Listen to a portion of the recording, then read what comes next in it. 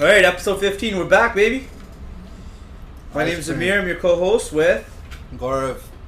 Welcome back to The Modern Farmer. We picked a name, we're back for episode 15. 5x3, dude, 15 episodes. Who would have thought? Yeah. Silly idea. Jason showing up for an interview in 15 episodes deep. Let's go.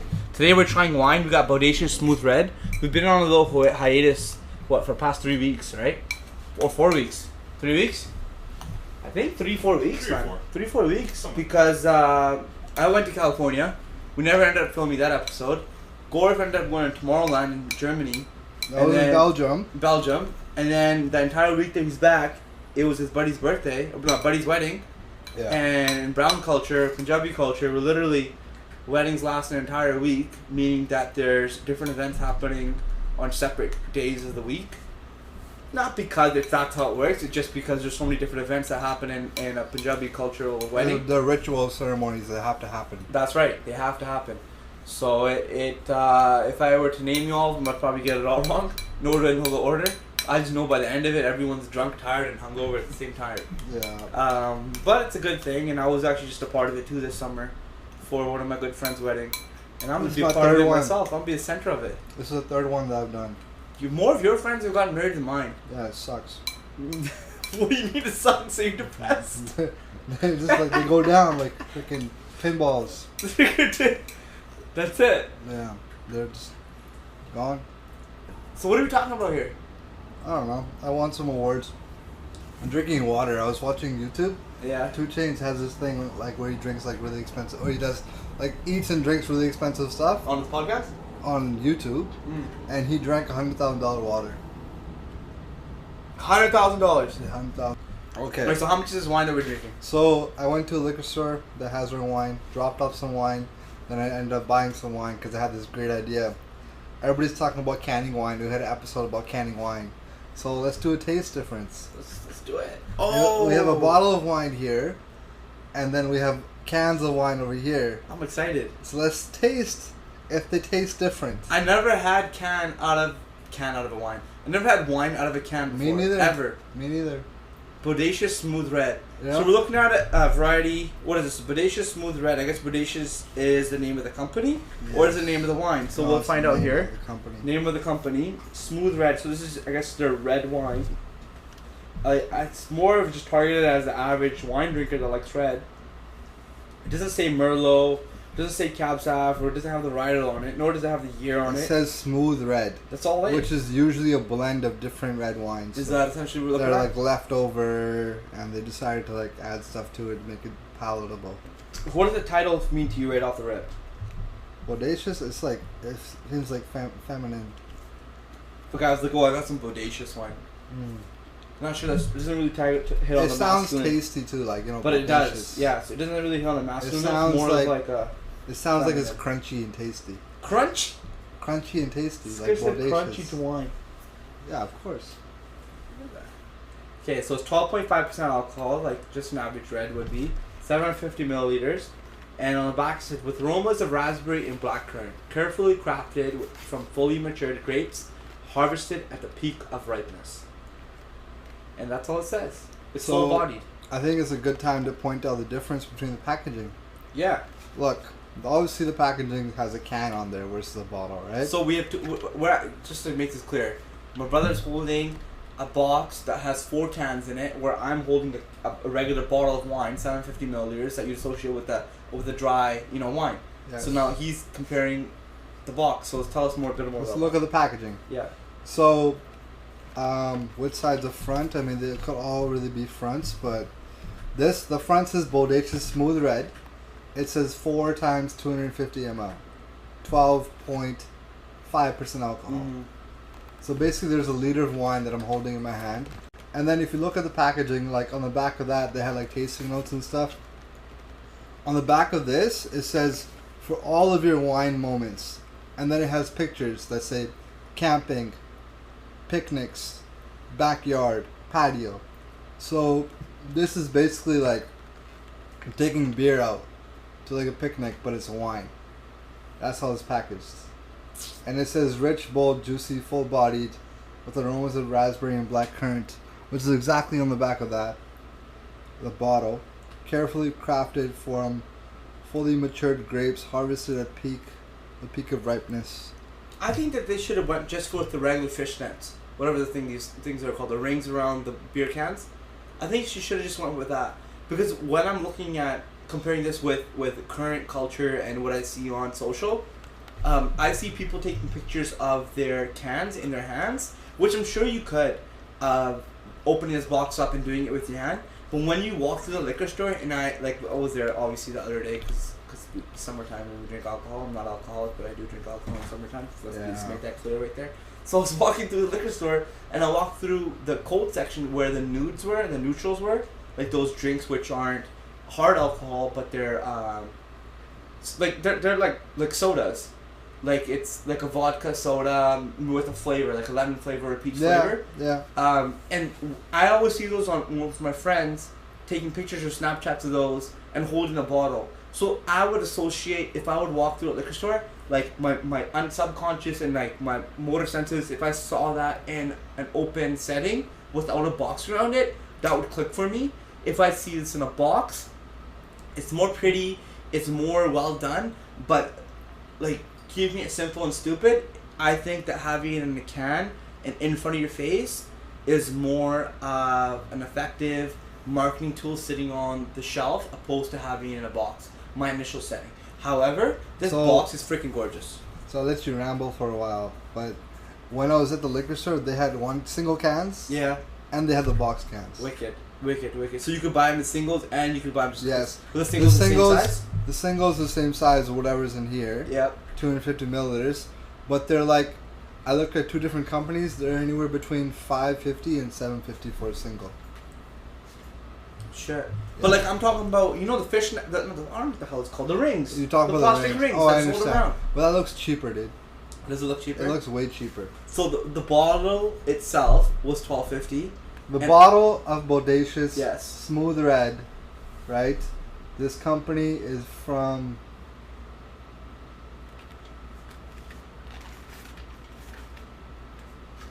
It could be from freaking Tokyo, I don't care. It doesn't say where it's from. Bodacious Smooth Red bottle in a regular 750ml glass is $12.50.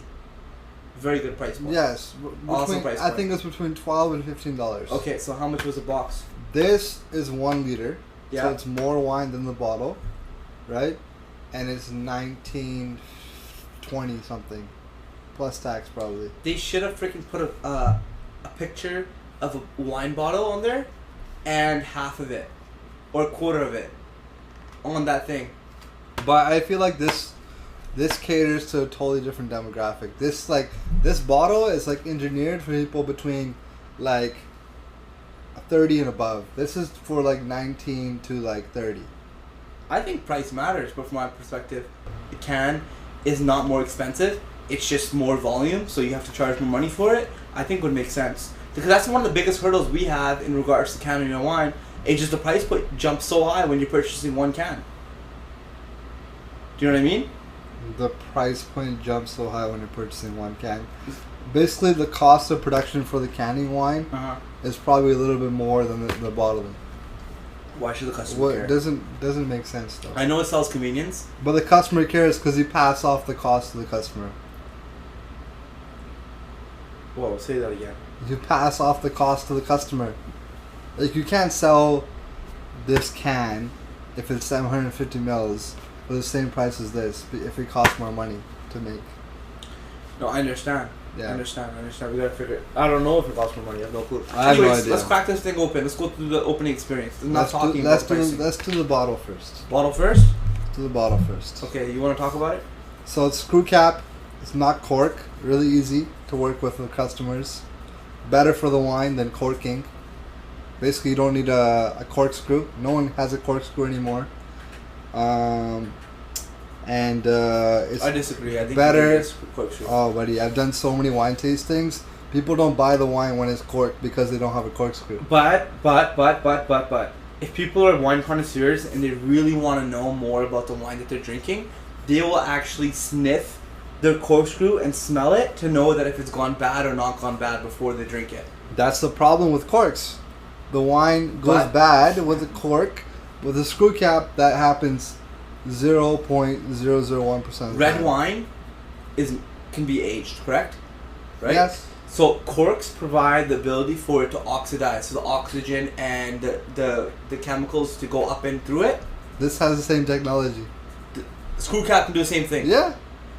No, it can't. 100% it can. It's more common to have it not. It's more common to have it not let it age, but there's screw caps that you can buy to have it age. So you can make like a really expensive wine and have like the cap let it a little tiny bit of air in it. Really? Yeah.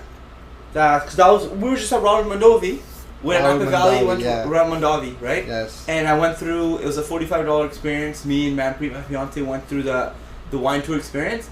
The wine tour was like staying in the grounds. Everything was boring. Because it was obviously a very nice, fancy facility, so I had something to do to it. But it was just so out of like, I don't know. It was just kind of crazy. It was just a big show facade. But sitting down and learning about the wine, I got to learn about these things because they provided such a good experience. And that was one of the things that I took away. Because I was thinking to myself, like, why do they have corks? It's probably just for show, and people just perceive that to be good wine or more expensive wine has corks. But that really makes sense. That it allows oxygen to be released, and I didn't know that caps could do the same thing. The thing with that is when we first switched to screw caps, I was more interested in buying the other ones, like the one that I air in. But I talked to the supplier. He's like, no one buys those. He's like, no one buys those. They prefer, if they're gonna go screw cap, they're gonna go with like the closures that don't let any air in. Why don't you just put corks into the expensive one? Anyways. Oh, of course. The Mantois. Why don't we just put corks in? We already have corks in those. Yeah, exactly. That would make so much more sense because you're actually adding to the value, aren't you? Yes and no. Yes and no. I know because you're. It depends on the customer. Beating convenience. So true. It depends on the customer. Right. Yeah. If you go to a liquor store, there's a lot of $45 plus wines that had screw cap. That's crazy. Yeah. In Australia, you can't find any wine without screw cap. That's like one of the most talking points of a bottle and caps and corks. So let's move on. Next thing. Let's crack it. Crack it? Crack it open? You don't need to shake it. You don't need to smell the bottle itself. Yeah. But one thing I should know, I mean, I might be slandering this company, but it says the red wine is cellared in Canada from imported and domestic wines. That means this is an international Canadian blend, which means that this wine could have come from, like, less than 50% of this wine could have come from a different country. No way. Yeah.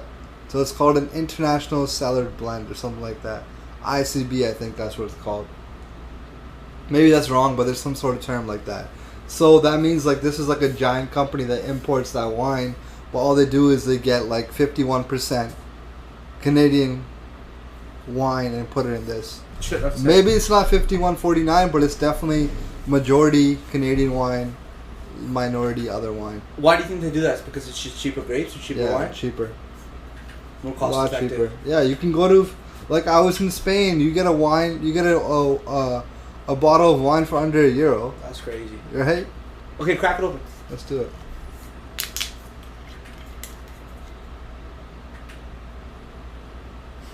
You smell the cap?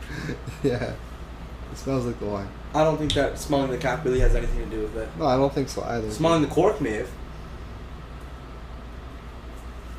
Okay. Let's pour some for Jason first. Hold on, you gotta smell the. You can't you smell the wine itself?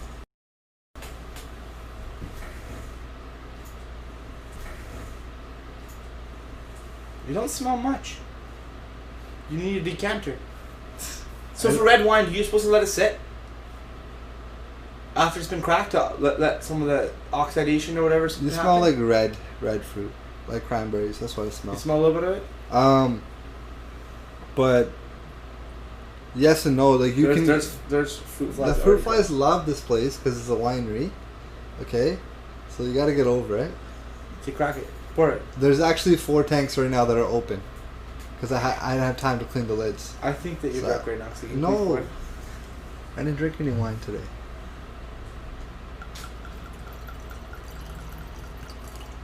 Okay, there you go. If you want more, just let me know. We're going to be drinking out of the can today too, so. Why you gotta pour me so much, man? Thank God. You pour it yourself. What? No, what? What's the service around here? Yeah. What kind of bullshit is this? Okay. Should I teach you about how I learned from Robert Mondovi? Tell me. Okay. Then I'll tell you how I do it. Support it. Let it sit there, okay? Now, what you do is pick it up. Put your nose literally in it. Go for a little smell. Some aroma there. Yeah. Metal. I smell crab shell. You know, like hard metal? Yeah. Okay. So now, you give it a nice vigorous turn just like this. You can also admire the color and see, oh, it's nice deep red. Very little light going through it. You can look at the legs as well if you like to. Some people say that it has reference to alcohol. I have no clue. Some people say that it doesn't. I think everyone's really opinionated on it. So, I just coated my mouth, coated my entire tongue to really get my whole system ready for this wine, because this is a powerful impact of flavor that I didn't know about it. I like it that you're explaining this now, because I want to go through the experience with the can, because it's gonna be totally different. Okay, but like you could literally knock my whole experience too. Let me just see if I'm doing a good job or not. You can give me a rating experience after this, and I'll actually appreciate it. Okay, you can tell me how I can improve. So next thing I would do is, after swirling it and after I've had a taste, go for another big sniff. Not as aromatic as I've smelled from other wineries. Very not as aromatic. Plum. I smell plum right off the bat. Black plum. Black plum is not very, doesn't have much smell to it, but it's refreshing. And this wine, for a red wine, actually seems refreshing. It's something that I would have for lunchtime. Definitely. After a sandwich, I'd have it for lunchtime, have just half a glass, and just go to sleep for a bit afterwards. I spilled some wine and Jason's laughing at me right now. Okay. Let's clean that up. Now let's go in for a second sip. I feel like you can kind of smell raspberries. Now we're gonna go for a third sip. Before we have that, what we're gonna do is we're gonna hold it in our mouth and watch all that strongness go away, and then the flavors come out.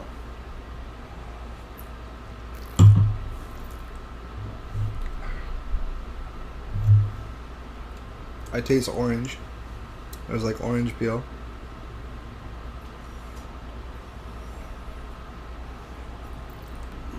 You started tasting more of the flavors, right? After you let it sit? 100%. It can be a bit hard because, you know, you're so used to just swallowing it. Yeah. But once you put it on your tongue, you let it sit there for a little while, the strongness, the alcohol bite kind of goes away. Yeah. And you start tasting more of what's actually inside the wine. I really appreciate that experience. I taste like black currant. Mm-hmm.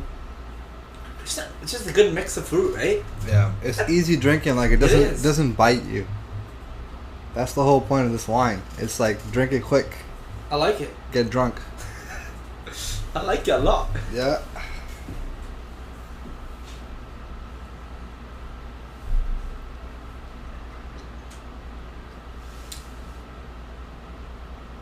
Very, very fruity. Do you think I'd have this wine all the time? For my own personal taste? No, I wouldn't. I like wine which has more saltiness to it, more bitterness, more like a steaky wine, something that you have with a steak that brings out more salt and butter. It really makes your taste bud ooze. That's the type of wine I like.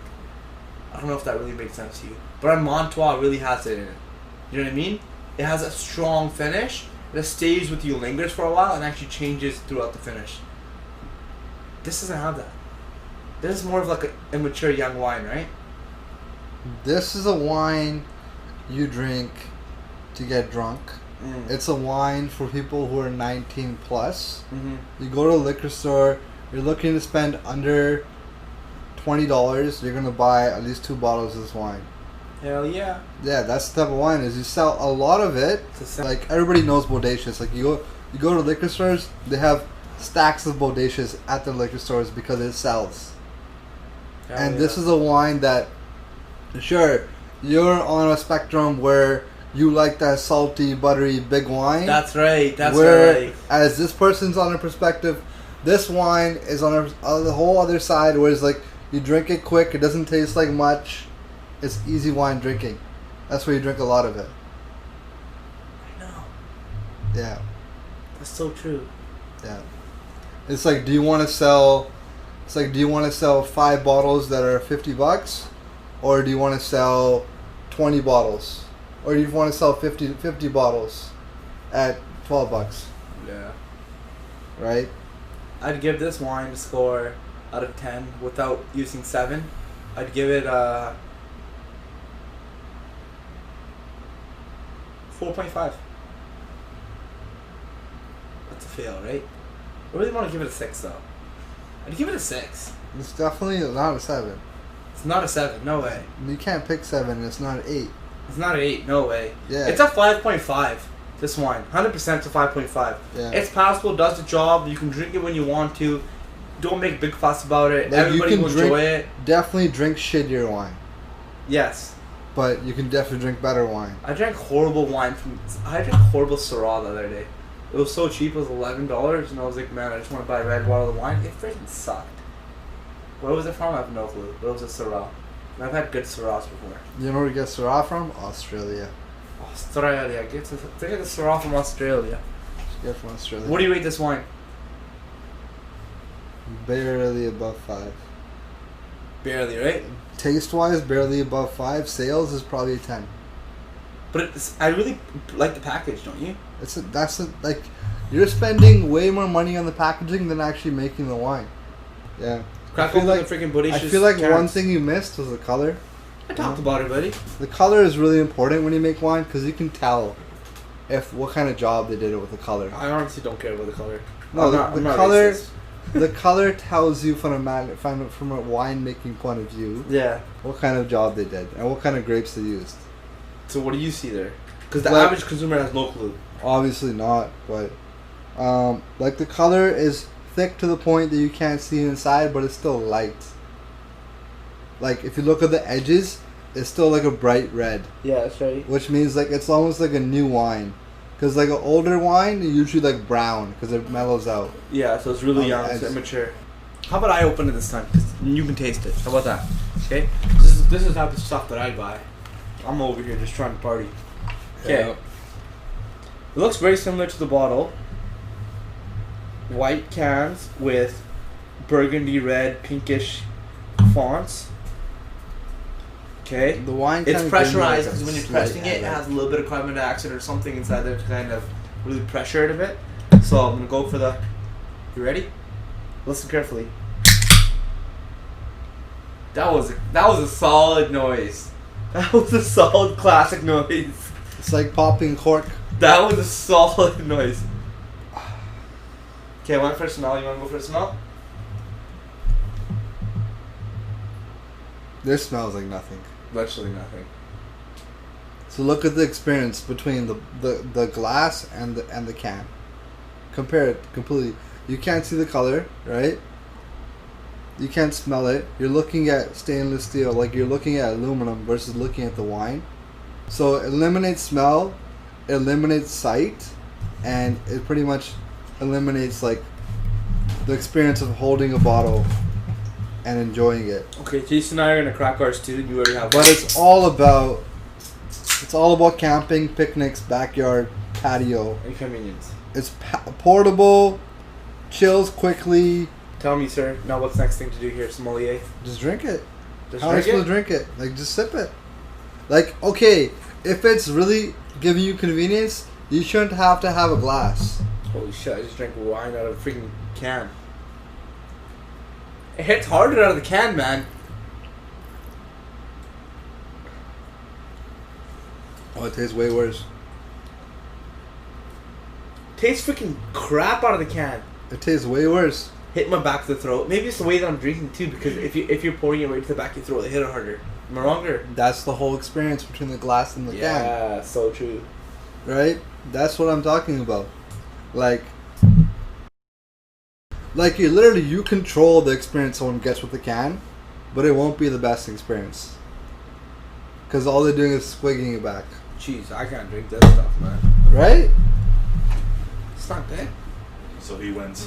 He wins the debate about canning wine. Oh, the debate about canning wine? Yeah. I feel like no. If this is sparkling, it would make a difference. Yeah. People like, I was at my friend's wedding. At the reception, they had nudes. People were drinking nudes. Oh yeah, I drank nudes the other day. It's freaking great. Yeah. I think that we should just can sangria, to be honest. Yeah, we can. Holy shit! Now you said yeah, we can. On the other episode, friggin' 18. I don't know what it was. Episode what? Maybe 9. You and I went at it in regards to canning wine. Now you're saying we can. This is exactly why. The reaction you got. What was that? No, I agree with you. Like the wine is shit compared to the bottle, like the glass. This wine tastes completely different out of a can than it tastes out of a glass. This is a great experiment. I agree with you, 100%. Yeah. However, I still think that this has its place in the market. What's it called? Marketplace, because of how convenient, how fun, and how cool it is. Nude and Neutral is a freaking awesome label. It's so simple. It gets to the point. We need to have something similar. Obviously, not the same. Offbeat, our style in a sangria. But it needs to have like a fun name. It needs to be like Farmer Sangria or Farm Wife Sangria. I'm still thinking about this, okay? So, I'm thinking someone comes, liquor store, buys this, drinks the wine out of the can. Are they going to go back and buy another can? Hell yeah. You think so? Yep. I don't think so. Out of this Bodacious one? Yeah. Sorry, I thought you were talking about ours. No, if somebody I'm thinking about Bodacious. No, I wouldn't. Like, if they came and bought the 4-pack, like, it would be so hard to get through the 4. I feel like unless you have 3 friends. I feel like this company literally just put this in the can and just trying to see what happens. Overall, fun experience, fun packaging it. We already know what this wine tastes like and what it's good for. It's for someone who really wants to kind of just take it to a party or pick up an easy drinking bottle of wine, which is not picky, or they don't have any preference in regards to what they're having it with or what's going on. It's just a simple, casual, run-of-the-mill bottle of wine. Your trips, man. Talk about your trips a little. Maybe something you learned. About our trips? Shit. Chat that up a bit. Damn. Tell everybody. You were more partying, but you must have learned something on like. Myself? Something. Yeah. I always, man. My mom always tells the school's always open. Always says school's always open. Doesn't matter where you go, what you're doing, you're always learning. So when we went to California, our intent was to just take it easy and road trip. We landed in San Francisco. Damn. We drove up to Nappa Valley, which was awesome. We went to a couple different wineries. One of the wineries we went to was a family-run, small. We ended up meeting the daughter, and it was called Troika. And we met her father and her mother as well, which were there at the tasting room. It was, I think, a Friday. So that's what they essentially do full time, is just work out of the tasting room. And the wine that they brought out was okay. It was good. It was not bad. But they brought out Pinot Noir, best red wine I've ever tasted. I actually only packaged carry-ons, and when you have a carry-on, you can't take liquids over 100 milliliters. So I paid for a freaking check bag just because of that wine, for that one bottle of wine. You bring it on. Let's try it. To bring it back. Bring it on. Let's try it. Let's try it. Yeah, right. Let's do it. Find me another bottle of the exact same vintage. Bring it here, and I'll try it. I'll ship it out. Let's do it. But they don't ship wine anymore. They don't distribute. They sell everything out of the tasting room now. Everything. You call them. I'm sure they'll ship it out. I'll ask her. Everything's sold out of the tasting room now. They used to distribute. They don't do it anymore. Maybe you've heard it because they used to do it. Why don't they do it anymore? No clue. Didn't ask him about it. During my experience about being Robert Mondavi and being at the other wineries that we experienced, because that day we tasted wine, and however a couple days afterwards when we were going to Santa Barbara, because we made our way down to San Diego, we stopped at another place called Santa Ynez. I can't remember what it was called. But however, there was this one winery there. I think it was called Southern Rock Winery or South Rock. It started with an S. And their tasting experience was so on point. Everything was outside. They had tables on top of barrels, just like we have wine barrels, and our bars are just set up like that. So they had tables on top of barrels, and it was really lush grassy area. They had areas where you could lean up against the bar. They had areas where you could sit down and have a picnic up on a table, and everything was that reddish clay soil, with beautiful lawn chairs, beautiful wood architecture, grapevines flowing. You're on the side of a mountain, and we got there around 10:30, 11. So that was the first place we stopped that day, and around 11:30, right when they were supposed to be opening, it was packed, like dead packed. Everybody was showing up in beautiful Porsches, Mercedes-Benz, BMWs, high-end people were showing up. we ended up meeting some lady. Her name was Susan, and she's just a teacher, but she joined their wine club, purchased a case of wine at that point when she was sitting there tasting with her friends, and she bought us a glass each. And she did it because she just loved the experience. She bought you a glass each. Yeah, she bought us a glass each. She didn't work there. She was a customer. Yeah, we met a lady named Susan. Yeah. Yeah, we met a customer. Sorry, we met a customer. Her name was Susan. She made friends with her. Why you keep correcting all my language? No, I'm just trying to say. I'm trying to figure this out. I'm lost right now. Are you lost? No. So we met someone. Her name was Susan, meaning another customer there. We made friends with her. She ended up buying us a glass each. She actually joined the wine club, and that was really cool to see someone who is a teacher. However, she was single. She was close to, I think, 40 years old. She hasn't been married, so obviously she doesn't have kids. The income is staying with her, and she's kind of just doing what she wants. She was there with a friend, and she's just taking it easy. And so obviously she has more disposable income. So she's not our ideal client. However, she may just be our ideal client. The age group may not matter, but because she was single and she had all the disposable income, or maybe our ideal client is 20, 24, 25, which is single and not married yet, at a price point which is in the hundreds of $400 to $500 to be a part of a wine club. Did you see the value the wine club gave to the person? I don't think that I really tapped into the value myself, but seeing her purchase the wine club was so cool because she's like, I'm a part of this now, or I'm a part of that, and she gets to brag about it with her friends. So seeing that was so cool. Did you see like a brochure or card of it, of the wine club? Yes. I took pictures of that to bring back. Okay. To show to you and everybody else. But the biggest thing that I really saw there is that, first off, they don't take money up front. Second off, they get you wasted. You can leave that area and go to another wine tasting area and order a different part of the thing. They're really relaxed on it. It doesn't matter much to them. They're super chill on you drinking wine. And maybe that's just because they're in a secluded spot and not that many people come check on them. But they never even checked my ID, never checked Manpreet's ID. They don't give a shit. Maybe just because they knew they were going to be really busy or what's going on. They're just super chill. This was California, right? California, right? Where in California? In close to Santa Barbara, some of the West Coast, so Midway. The alcohol, like you have to be 21 to drink. Yeah, because it's the States. Yeah, but when we were in San Diego, they were checking people's ID which were 40. I could tell they're white hair and they're white hair in the beard. Okay, so they let you in without IDing you. You might look over 21, sure. Manpreet, that's debatable if she looks over 21 or not. Yeah. Right? They never ID'd you. You said they got people wasted. Yeah. Right? Which here in BC would be a big no-no. I think, right? Really emphasizing the word wasted is a bit extreme. But they were drinking and they were obviously inebriated. Yes, that's right. Right? So, before checking ID, before taking any money, before saying anything. Yeah.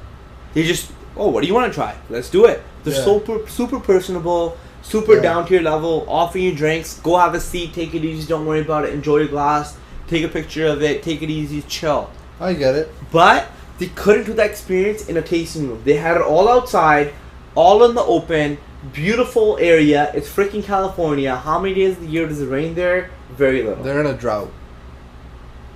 I don't know about that. I haven't checked the world forecast, right? Everybody is different in regards to when is the drought, what isn't. However, do you understand exactly what I'm saying? Is that they have the capabilities of doing that. I don't think that we don't have the capabilities of doing that. I think that we should be doing something like that in our freaking wedding barn area over there. Like our mom was saying that Cindy came here and she's looking at the lounge and how to set it up. I think it's a big mistake. We should full stop and where the lounge is being set up right now. We should set the lounge up or the wine tasting room up over in the wedding barn area with the other buildings set up over there and have all August, every single freaking day or 4 days out of the week of July and August is set up and everybody knows about it, where people can come here and drink wine during the day with their friends and family for a wine tasting area, and that's just what we do July and August. And we start there. We start it next year. We start the Instagram and everything going now and getting the attention out there. The next year we're going to be doing this in this area. We take the photos now because it's beautiful, nice and sunny. And coming year we get that rockin', where that we have full-time staff. We have everything set up. We have food and desserts, everything up there. It has to get set up now. One person has to spearhead it. It has to be perfectly well done. That's exactly how wine tasting and a launch of any type of campaign or service or service oriented experience has to operate. One person has to have a vision. One person has to know exactly what they want to get across to customers. If it's quality, if that's what they have at their forefront, they should stick to that. And that should be their baby, and they should be the one in charge. They should be the one that's making sure that every single customer experience that themselves or the employees are having with the customers in that setting is 10 out of 10. Okay, I'm going to back you up a bit. Okay? Just like... Drop the hammer. Just like it rains in BC more than it rains in California. Yep. Right? There's things you can control and not control about where you are and where your business is. Right? So, like, saying you're going to do that next year, like, it's 100%. I'm down to do it. But there's laws and regulations that need to be followed to get this stuff accomplished. Right? It's boring, but it's part of the business. Right? We're talking about the lounge that we have going for the business right now. Moving the lounge is gonna take, like, from our previous experience, probably take another 3 years to get that done. I don't agree with that. You don't agree with that? No. Okay. You're saying that we should move the lounge from where it is now to up to the tasting, to the wedding barn? Or the winery barn. What you can do instead of that is you can get a special events license that goes forever for a specific building. Regardless of how we go about to do that, right? So the lounge, like, changing the lounge, I'm down for it. It's more about strategic planning and get it done properly. Yeah, well. Yeah. I understand there's obstacles in front of this, and I understand there's different things that need to accomplish. But all I'm just saying is that value perspective and customers coming in and having a glass of wine and doing it with their friends, the location of where we're currently set to do it is faulty. Oh, 100%. I've been like this since day one. So, for that to be actually a good idea for us to do, it should be happening over up top. 100%. It's from what I've seen. It depends. 80%. Look, it goes back to the math, right? Everything for me is about math, right? There's 100% customers that come to our farm. 80% of them come on a regular basis, right? You could say. And then out of that 80%, only 20% know that we are a winery. Why is that? I don't know. Why is that, Gaurav? I think the biggest reason is where our tasting room is located. It's not visible. A second reason is probably to do with that we're a family farm, and we're not catered toward that demographic. I think our wine tasting room is set up to where it's specifically designed to provide an experience, which is very binary. Oh, 100%. Come here, sit here, taste our wine, and leave. If you like it, buy a bottle. I don't think it's set up based off the perspective of providing experience. Oh, 100%. So, that's what I'm trying to get at. If we want to provide an experience, the location of where we currently have applied for our lounge license is incorrect. If we want to provide a better experience, I think that it should incorporate something which is unique, something which is authentic to us, something which is outside, because people love being outside and having that patio season, especially during July and August. And that is the way to go about it. I know that we have the hindrance of weather, but I'm trying to work with what we have. And the way to go about it would be just specifically initially would be to open a specific time of the year, which is easily controlled, easy to manage, nothing that needs to get built, nothing that needs to get designed around it. It's just very controlled. You only do it for a specific amount of time. Same thing that I'm trying to do with the Potato Festival. Mom and Grilleen are pressuring me to open up for every single day, all the way throughout those 2 weekends. But the reason why I don't want to do that is because I know we're not going to be able to control the quality. We're not going to be able to make all the products that we need to make to provide that we've been marketing for. And we're not going to be able to just provide that experience that people want for every single day. But I know we can provide it for those days because it's essentially everybody's aware about it for those 4 days or 5 days that we have open for our Potato Festival, because there's control around it. Starting things with small control in very small amounts sets the direction, sets the tone, provides everybody a taste, and gets everybody inside the same room. That's my perspective on it. Great. Okay, let's move on to your vacation. We got a little bit tangent there. Yeah. Wine hit it. Let's go back. Okay, you went from the family small run business where you bought a Pinot Noir. I don't know how much it cost. Yeah. But you ended up buying a bag to check it. Yeah, because it was so good. For it, right? It was so buttery, full bodied. It was awesome. You probably spent like $150 on that Pinot Noir. About $100. Yeah, US. Yeah. So that experience, because it was family run, you went to a tasting room, you tried the wine, and you loved it. Because the wine was so good, is why. Yeah. Okay. Then you went to another winery. They had a really fun experience. You've met someone. They became a wine club member right then and there.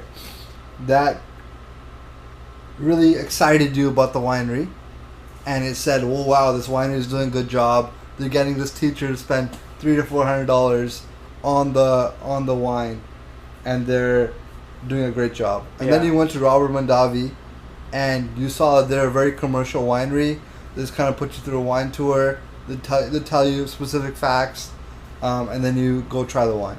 My overall experience, the best part that I had, best thing that I want to share is that every single place focused on something that they did well.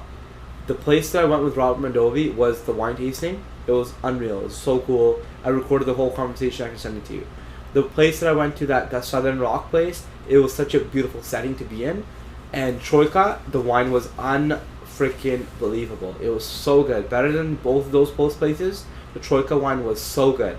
They knew exactly the best samples to provide because Manpreet loved one and I loved one. We have completely different taste buds, but they had made really, really good wine.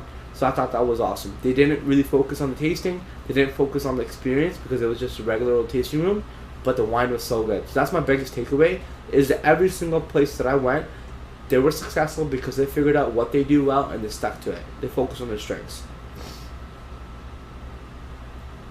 Very good. My trip was sick. Partied very little, took it very easy, didn't focus on work. You partied very little. Very little. The way you said that. Party. Very Just little. Very little. Yeah. It was good. It was a good trip. That's good shit. What about you, buddy? Damn, my trip makes me like a little bit like PTSD.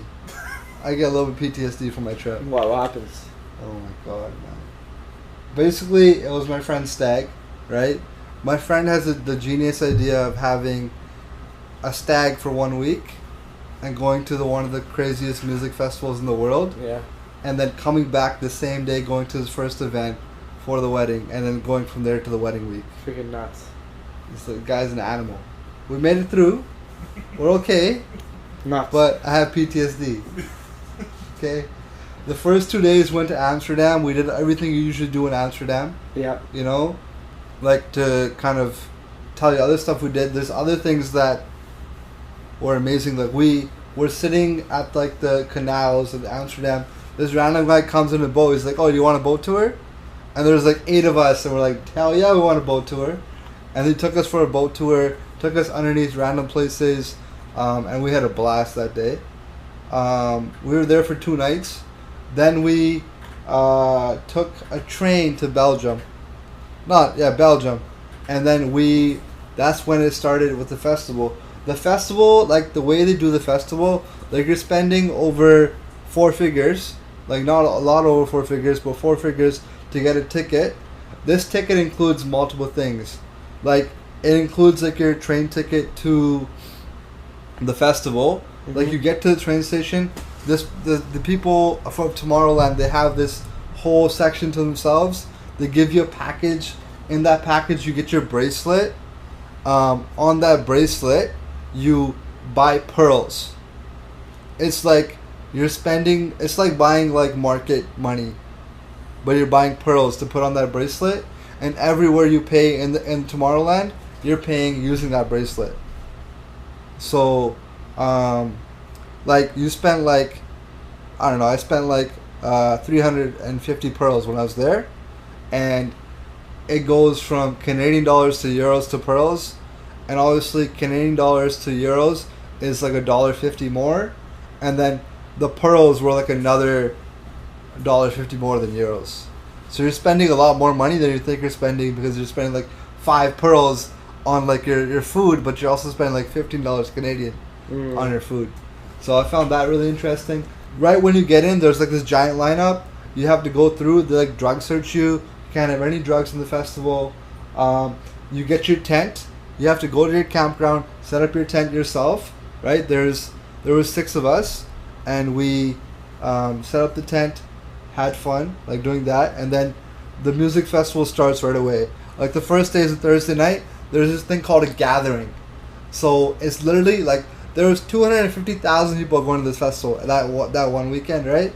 So like we're in this like giant ass crowd, like insane, and there's different DJs playing, like sick DJs, and that went to like 1 a.m. and that was like compared to the rest of like the weekend, that was like nothing, you know. The Friday, you get up early because you can't sleep. The music starts playing like at 6 a.m. right? You go to the showers. They have like communal showers where you like, it's indoor, but it's also outdoor. You can do both. You have to pay to take the shower, probably $6 because I spent 2.5 pearls. Holy shit! Right, and then it's really well done, like insane. Like my friends, I haven't really been to a lot of music festivals. My friends have been to music festivals, and they said Tomorrowland was probably the most organized music festival they've ever been to, because you have like 10 or 15 stages you can go to. Each stage they play a different musician, so like you're like throughout the day, like you're going to different categories, and they're all house music. They have the main stage where they play the obviously like the Arm Van Buren's. I don't know how to say the guy's name, but he's like one of the sickest house music guy. Probably the sickest set I went to was on the Friday night. It was this guy called Eric Press. He freaking it wasn't even about the music, it was about the show. Like he had this hollow sphere, like this basically like this circle that he's doing his music in, like he's DJing in, and like the hollow sphere would turn into like the planet. It would turn into an eye, and the eye would be moving. And like it was like even if you don't like music, you have fun there, right? Oh hell yeah! Like I don't. Like, obviously, not everybody loves music, but I'm saying even if you didn't like that experience, music, you still have fun. It was so much fun, so much fun. Like, would you go back there for one day? Like 4 nights is too much. I'd probably go there for like 1 night, or maybe 2 nights. But like 4 nights. You probably can't have the full experience if you don't go for 4 nights. No man, you're too tired by the Sunday. Can you do 1 night, or is it? You can do 1 night. You can't, like we did the whole package, which is insane. Would people do 2 nights? Yeah. 2 nights is probably more fun. It's probably more fun, but yeah. Right? Yeah, it was epic. Like that's it was crazy. Insane. A lot of people were there. Were they foreigners or were they locals or what? Oh, there was people there from over 200 countries. It's all over the world. Yeah, that's more than the Olympics. That's insane. It's insane, dude. It's crazy. So, like 15 years, right? Someone had the idea to set this up and put it and present it and organize it and do it.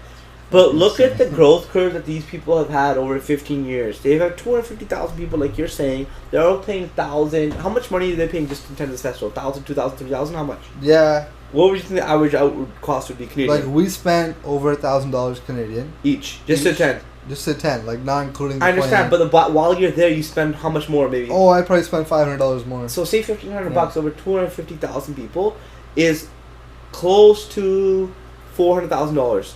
Okay. More than that. Sorry, It's like $40 million. 40 million? It's like. So I want to say 400,000. That's completely wrong. 250,000 times. Yeah, let's do that. 1,000. You add 3 zeros. Holy shit! It's 400 million. Yeah, it's insane. $375 million. Yeah, that's easy math, but yeah.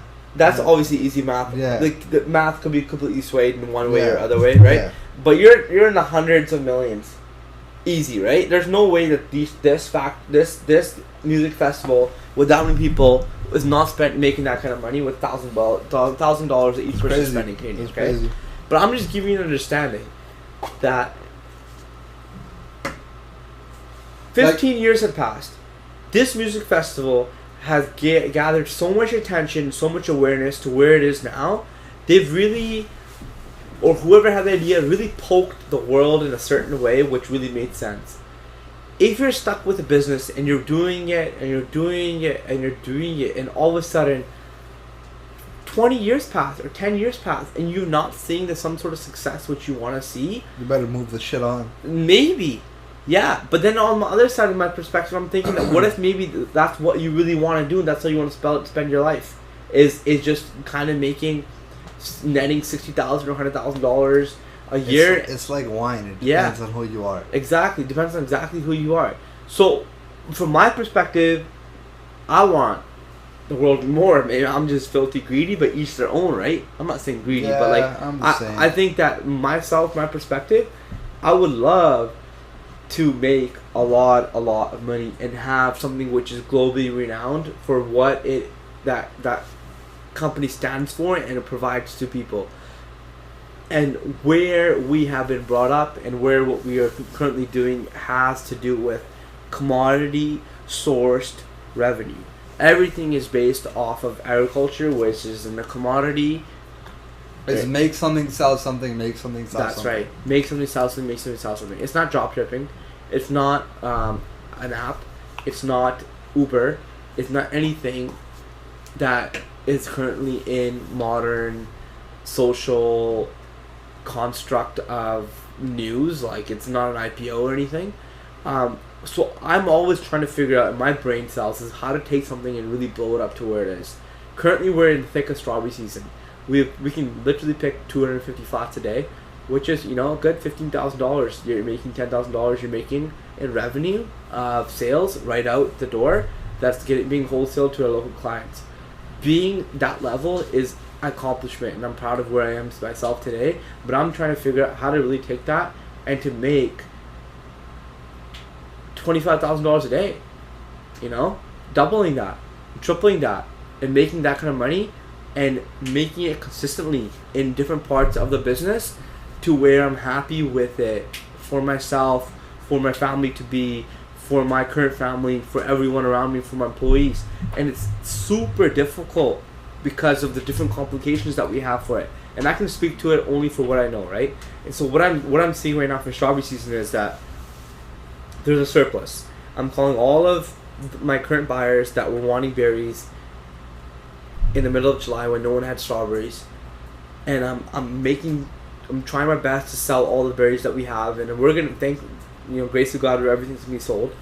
But I'm sure there's strawberry farmers out there that are really struggling with what they're doing, because if you're just going out and planting the run-of-mill of variety, run-of-mill strawberries and run-of-mill way, you're gonna have a surplus. You're gonna have way more berries than you're able to sell to local clientele that really want them, because people have berries everywhere. And if you don't have good quality, if you don't have good packaging, if you don't have good distribution, you're duped.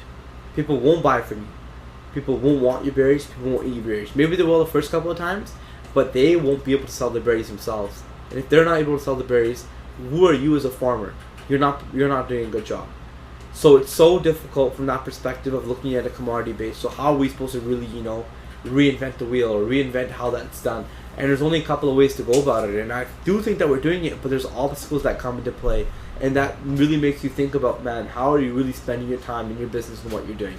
What should you be doing? There's so much emotion obviously invested into what you're doing, but you have to be like Kevin, the leader he is. You have to be like, man, if it doesn't make business sense, you have to be strong enough to cut the dead weight and move on.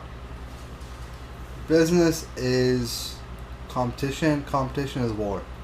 Literally. End of the day, like, if you're not making money, you're basically losing. Yep. You're losing. Yep. Like, you're talking about, speaking about those farmers that, like, are picking berries and not able to sell their berries, that's their fault.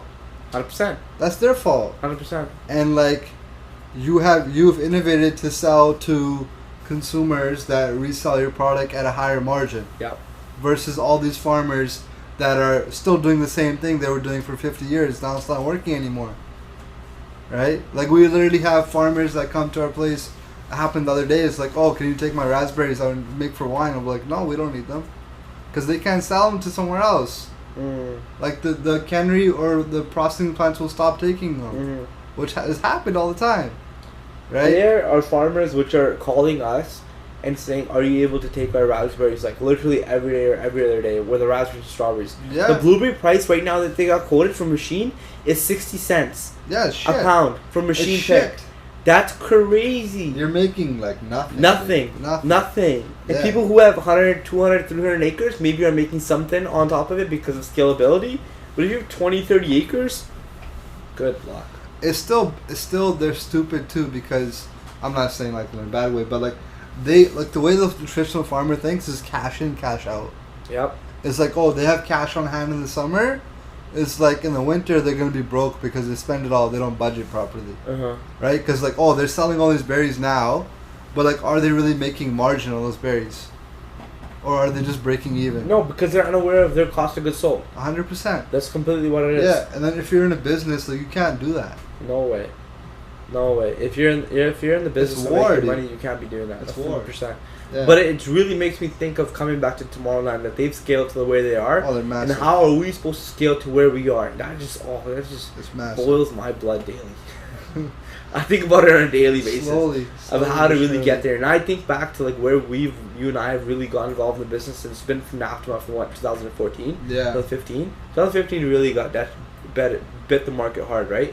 So that was only 4 years ago. I think that was a good thing, long term. Yeah, obviously, but 2015 we've only been doing this for 4 years. Pretty much. Yeah. Literally. Well, mom and dad have been doing it for so long, right? Yeah. So it's been awesome to see where we are now, but it's also, we have to, if you're not continuously reinnovating the wheel, you're continuously not pushing the envelope a little farther, jumping a little close to the line and seeing how far you can push it, you're not doing yourself any favors. And that is a lot of work on a day in, day out basis to re-educate yourself of how Facebook ads work, of how we can provide a better haunted corners experience, how to really grow our strawberries in a more innovative way. I don't think that I'm an accomplished strawberry grower, but I know that I'm way better than I was 6 years ago. But there's things that I'm learning about strawberries which I never knew before. For example, the new variety which we planted, San Andreas, it is a completely different animal that I never predicated it to be. I never thought it would be like that. Because Albion, I've been growing the exact same way that I have for the past 3 years. And this harvest that we're going to get for Albion, oh my god, it's unreal. Like, it's mind-blowing. It's next level. It blows my world apart. Like, there's so many strawberries right there in that area. You can walk 1 foot and pick 2 flats. So many strawberries. And that's what I'm saying. If you're such a good farmer, you have to think about your distribution strategy. And that comes with time. Everything comes with time. But you still have to continuously figure out how to be a better strawberry farmer. You have to figure out how to distribute your berries better. You have to figure out how to make sure your berries are stored better, or do better marketing for your berries. It's because it's just a commodity. It's so crazy. You always have to reinvent your wheel. Yeah, it comes down to a few things. I think you have to be like, it has to be like your passion to do what you do. Like, you have to be thinking about it 24/7. Yep. That's the thing. That's the difference between like average and great. It's like you're mentally thinking about it all the time. Like, even if I was like, when I was like partying and shit, like I was thinking about it all the time. Yeah. Like, I was thinking about those things. Like, this company's freaking massive. Yeah. Right. It's like, that's the difference between average and great. I think the biggest difference between people who dream about it and people who actually work for people who dream about it, or people who dream about it and work for other people, is the people who actually execute and get the job done. 100%. There's so much work that I think that I still need to do, but I know that if I look back in the past few days, I've accomplished so much in my day-to-day basis that I thought that I had to do the days before that. And it's just every single day you have to get shit done. There's no day that you can sleep in, especially in the thick of things, which we are right now in the summertime. If I were to just go take a day off right now, holy shit. Like, we have to go away for freaking Vegas for 9. That's stressful. Yeah, I know. You've been taking 2 weeks off. You didn't jack shit. Okay, okay. This is the thing I took away from the trip too. Is like, I went away for a week and nothing blew up. Okay, that's a nice thing. Okay, obviously you can think about that. Nothing blew up. That's so true. Sure, if I was there, I would have moved the needle a little further than anybody else. But that sometimes you just gotta sacrifice. That's very true. Yeah, 100%. We had a lot to talk about this podcast episode number 15. We tried Bodacious Smooth Red in a can and in a bottle. We talked about how to sang a can suck. We talked about how to push the needle a little further on a daily basis. I rambled a lot like I usually do. And my brother really went into the basics of canning wine, why it's a good idea and why it's not a good idea. We hope you guys enjoyed it, loved it. Hope you guys share. It's something new that we've been doing. It's only episode number 15, and we're excited to get to episode number 150, 1500, 15,000.